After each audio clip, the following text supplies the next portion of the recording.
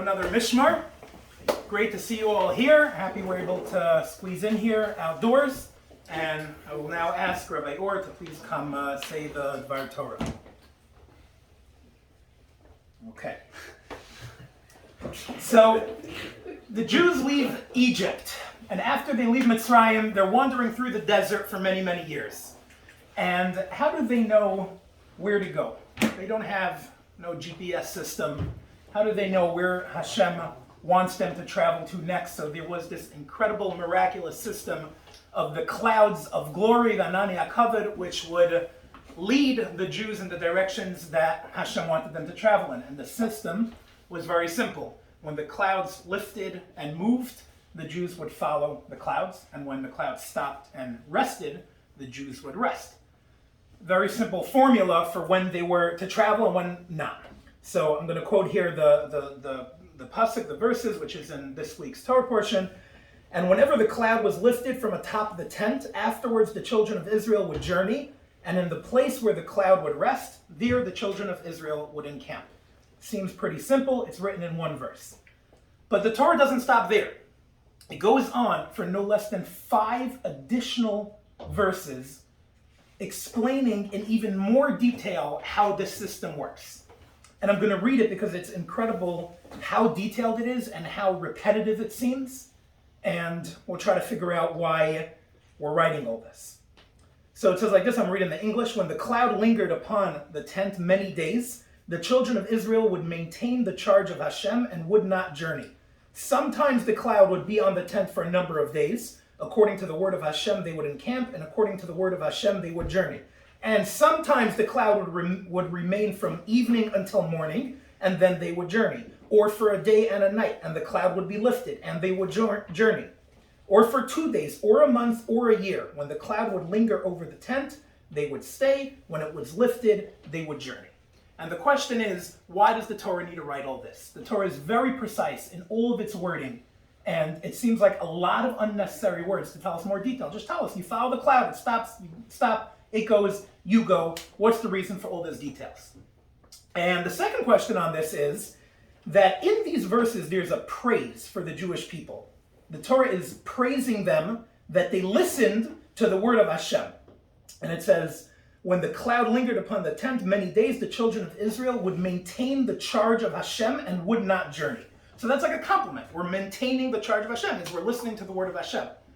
But this praise seems a little bit misplaced. There were 2 actions that the Jewish people did that followed the word of Hashem when it comes to traveling. One is stopping and one is going. And here the praise would be when they stopped. It said they would not journey. So the praise of the Jewish people is that they stopped when they were supposed to stop, but not specifically that they would go when they were supposed to go. So I ask you, what's harder? To resist the urge to travel or to resist the urge to rest? What's a harder thing to do? I used to love traveling. I was in dozens of countries. Then I got married, and it all ended. And I had kids, and that dream was thrown out the window. And now, if I want to travel, I need to prepare 15 minutes if I'm doing a Target run with my kids. And I don't even have so much that I need. You know, I'm getting them, I'm putting them in the car, they have their car seat. What am I throwing in there? A pacifier, a bottle, a diaper, a stroller. Okay, there is a couple of things, but how much is it all together? And let's say I'm going crazy traveling. I'm going to New York with my whole family. So then I'm going to add suitcases, suit bag, shaitel box, a couple more things are going to come along for the ride. But that's just me with a small family on a local trip. And then I'm coming right back to my house, which is here, and all my stuff, which are here. And now picture the Jewish people. They're homeless, completely homeless. All of their possessions is on their shoulders, on their donkeys. They're carrying it. When they pitch tent, that's not like your fun camping trip where you're going with your pre-packaged pop-up tent and you pop it up and you're all good to go. This is everything they own. So what is the bigger compliment? To resist the urge to travel for them, or the urge to rest? Why have they been complimenting for rested? The compliment should be that they went when Hashem told them to go. I'm sure they were very tempted to rest.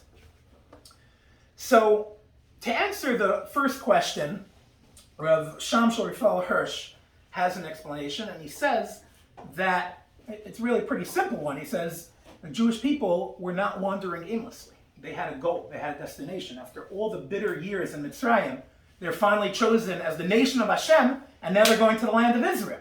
So they every single step that they're taking is one step closer to that amazing destination which they've been waiting so long for. So now you can understand why they didn't want to rest. Because every step they took was another step that's getting them closer to Israel, closer to Israel. So that's why it says that the compliment to them is the fact that they rested, because they very much did not want to. Another factor here, and I think this is the reason why the Torah wrote all of these words with all these details, I think this will answer this question, is you have to imagine the unpredictability of the Jewish people's travel plans. They're traveling with everything they got. And what does it mean when you're settling down? You stop, you pitch tent, you unpack everything, and they had no idea how long they're going to be there for. So they would probably settle in as if this is where they're staying. Maybe last time they had stopped and it was a full year break. You're not going to unpack your bags. If you might be there for a year, you probably will. So picture all this unpacking and finally settling in. The next morning, you guys are going.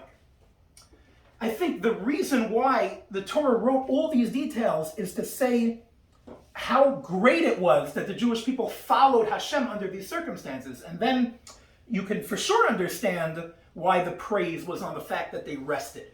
It's very difficult to rest after all this traveling with all your things and unpack for an amount of time that is so stressful. A day or even a week under this circumstance could be a very stressful stop. Do you fly direct or do you take a stopover? Unless you really need that cigarette, most people would probably prefer to fly direct and not stop for 1 hour in an airport. If you're stopping in Venice for 3 days, okay, that could maybe become an enjoyable trip on its own. But other than that, a short stop is not something that's particularly enjoyable. So that would also give more understanding to this idea that they were praised for the resting. But I think there's a very powerful lesson here to us, and a valuable lesson which the Jewish people learned themselves, and that is they had to have a lot of humility and submit themselves to the will of Hashem and Hashem's travel plans, which they had to blindly follow. It's very challenging to do all of this unpacking and never possibly know how long you're going to be there for and how much, when you're going to have to pack up and go again. So I think it was a very valuable lesson that the Jewish people themselves learned, and I think that could be something that we could take a message out of also. How many times do we have something that we really want to happen now, and it's just not happening? We want to get that job or buy that house or whatever it might be, and we have our plans like, okay, it's almost here, or it feels like it's almost here. We want it to be almost here, but then Hashem has other plans, and it just gets pushed off a little more, and we're getting impatient. And this idea of trying to, take a deep breath and realize that we're in the hands of Hashem, and ultimately He's the one who's guiding us through our journey, will be a big way of strengthening that kind of connection and having more peace of mind when these circumstances come up. I think the most common case of this that the whole world's been struggling with is, when is COVID over? For a year plus, we've been asking, when is COVID going to be over? And every week, I go Shabbos, we're in shul, and I'm waiting for the Gabbai to make a clap on the bima. Everybody, ladies and gentlemen, COVID is over. And that hasn't happened yet. And as much as we want it to be like, okay, that's it, it's done, but we always have this little, when are we finally gonna, ditch these masks for good and ditch this and be done with all these restrictions, and yet we're being told in different ways there's a little more this, and we don't have control of the whole situation, and forget the whole topic of what we listen to and who's trustworthy and who's not trustworthy. That's like a whole stress on its own. But I think the idea is that we trying to follow the will of Hashem and the direction that He's bringing us to, and trying to feel that the way He's taking us is the way that's going to be best for us, and the way that's going to be best for us in our service of Hashem as well. I had a story. I'll leave it to you to decide if it's a true story or one of those stories, but it makes for a great message. So a doctor goes to a rabbi. A doctor goes to a rebbe. I think these kind of stories call for rebbe. A doctor goes to a rebbe. And he says, Rebbe, I'm not making any money. My income is terrible. And the rebbe said, what do you do? He said, I'm a highly trained doctor. I went to schooling for years, and I'm like the top of my game, and I have no patients. And I have no money. So the rabbi asked, what do you do when a patient calls up to make an appointment? He says, what do you mean? I tell him, come right now. I'll take care of you. I'll make you better. And he has a great track record. He does a great job. And I said, no. That's your mistake. Next time a patient calls, don't tell him come right away. Tell him you're terribly sorry, but you're jam-packed for 3 months, and you can't see him for 3 months. And maybe if you're, I'll try to squeeze you in next month or in 2 months from now and see what happens. And so the doctor starts doing this, and word gets around that this is a highly sought-after doctor. This guy has no availability. He's got no appointments. So everybody wants to use him. So he's getting calls off the hook. People are coming, and his business is flourishing, and he's very thankful for this brilliant strategy. And the day comes that the Rebbe's sick, and he calls up the doctor, and he says, can you see me? I'm not feeling well. And he says, well, I'll try to squeeze you in 3 months from now, but before that, I'm not going to be able to do it. And I was shocked. Are you crazy? I was the one who gave you this strategy. You owe your whole business to me. How could you tell me that I have to come back in 3 months? So that's the story. So I was thinking, a message from this story, we all had times during COVID, during this epidemic, over the last year plus, that we've had more mental space and time to think about what our priorities are. We've had less on our schedule, particularly in the beginning of last year, and we all had a little more time to try to tap into or think about what's really important to us and which connections really matter, whether it's our connections to Judaism or our connections with our family, or just to put things in perspective of what we really value.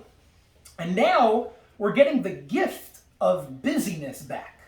All that extra time has gone away. It's already been away for quite a while. I'm sure most of us have not been bored in a while.